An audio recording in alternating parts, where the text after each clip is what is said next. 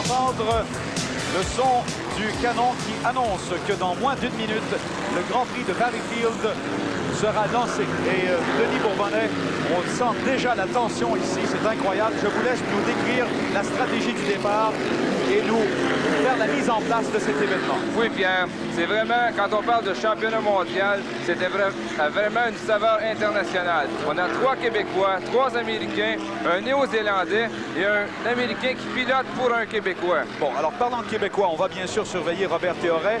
Robert Théoret qu'on a entendu en entrevue et on peut voir toute la stratégie maintenant qui s'établit. Parce que le départ, c'est souvent ce qui fait qu'on gagne un Grand Prix ou qu'on ne gagne pas un Grand Prix. Déjà, Pierre, on voit Robert Théoret qui a collé la bouée, qui a pris la position intérieure et il sera devant les autres compétiteurs. Alors voilà, il accélère maintenant. Le départ est donné. Et c'est le départ. C'est une qui s'entend de la tête, mais il est coiffé à l'intérieur par l'embarcation de Howie Bence, l'embarcation de Jules Leboeuf.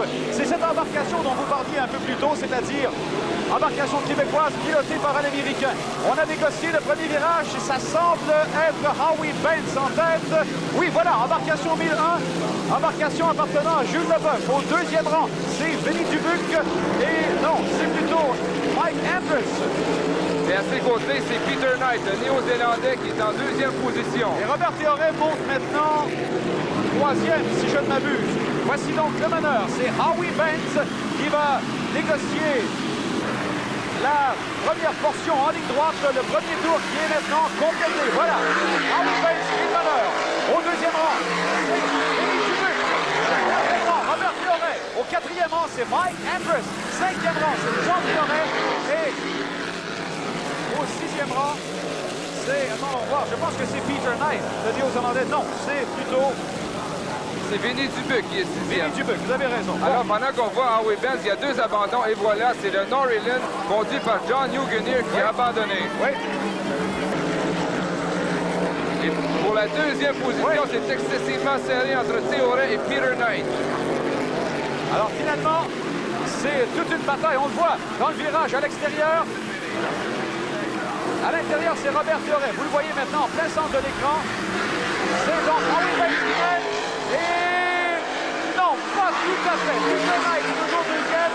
Et au troisième rang, c'est Robert Théoret. Quatrième, Mike Andrews. Et ce sont vraiment les 4 premiers, parce que par la suite, l'écart est considérable. Vinny Dubuc qui a beaucoup de problèmes, qui est maintenant cinquième. On voit la lutte pour la deuxième position. Entre Théoret et Peter Knight, on a à peine quelques longueurs et en avant, c'est Howie Bence qui domine largement. Et en ligne droite, on peut se rendre compte que Peter Knight est plus rapide.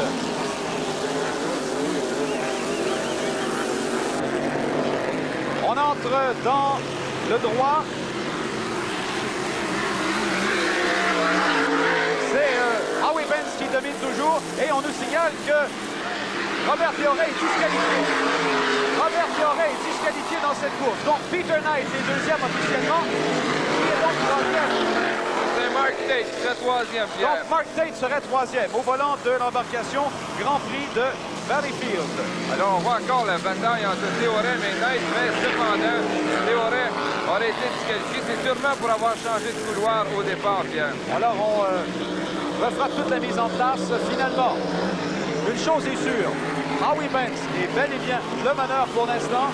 Il vient de négocier le virage de la portion ouest. Il arrive en ligne droite. Il a déjà le point en l'air et voilà, c'est fait. Au volant de l'embarcation de Jules Leboeuf, Howie Bence et Robert Théoret va terminer en deuxième, mais il est disqualifié. Deuxième rang officiellement, Peter Knight. Troisième, c'est Mark Tate. Et quatrième, Mike Andrews. Eh bien, quelle course exceptionnelle pour l'embarcation de Jules Leboeuf, pilotée par Mike Andrews. Incroyable. Par Howie Bence, Pierre. Il a pris un superbe départ. On disait l'an passé que les embarcations Lauterbach n'étaient pas assez de mode, que c'était les Cab-Over qui dominaient et les 3 premières embarcations étaient des Lauterbach. Lauterbach, embarcation dont le moteur, vous le voyez très bien, est à l'avant du pilote. Le pilote qui est assis dans une position carrée, vous le voyez, il est sur un siège qui se referme sur lui. Et Howie Banks qui salue la foule et qui salue également ses concurrents. Il a surtout gagné cette course, Denis, au départ. Oui, quelqu'un qui sera très fier, c'est Jules Leboeuf. Jules Leboeuf, un vétéran ici à Valleyfield, qui n'a jamais gagné le Grand Prix, qui avait toujours gagné l'invitation. Il avait gagné plusieurs épreuves, mais jamais il avait gagné le Grand Prix. Et ce sera un homme qui sera vraiment comblé. Et il faut le dire parce que dans ces épreuves, ce sont les embarcations qui gagnent, et évidemment avec le travail du pilote, mais officiellement, ce sont les embarcations. Et il faut également souligner le Néo-Zélandais avec son drapeau. Eh bien, Peter Knight, il a raison de brandir son drapeau parce qu'il a eu toutes sortes de problèmes lors des qualifications. Et imaginez, il est venu plutôt de Nouvelle-Zélande. Ça lui a coûté 25 000 $ américains pour participer au Grand Prix de Valleyfield et ainsi confirmer la dimension internationale de l'événement. Et Peter Knight, il faut lui lever notre chapeau parce que sa deuxième place, il a complètement mérité. On nous dit que Robert Théoret a été disqualifié parce qu'il n'a pas contourné les 4 bouées du côté ouest. On ne sait pas à quel tour cependant, mais c'est la raison pour laquelle il a été disqualifié. Alors du beau travail de toute notre équipe pour nous le dire tout de suite, mais il faut quand même rendre à César ce qui lui appartient.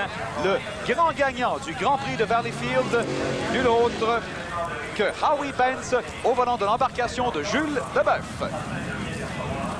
Alors, nous avons finalement enfin su ce qui s'est passé dans le cas de Robert Théoret. Denis Bourbonnais, je vous laisse nous expliquer les images. Regardez Robert Théoret qui, au lieu d'aller contourner les bouées de départ, qui sont les bouées blanches... Bon, alors les bouées blanches, Denis, on va tout de suite arrêter un petit peu plus loin. Voilà, l'image là.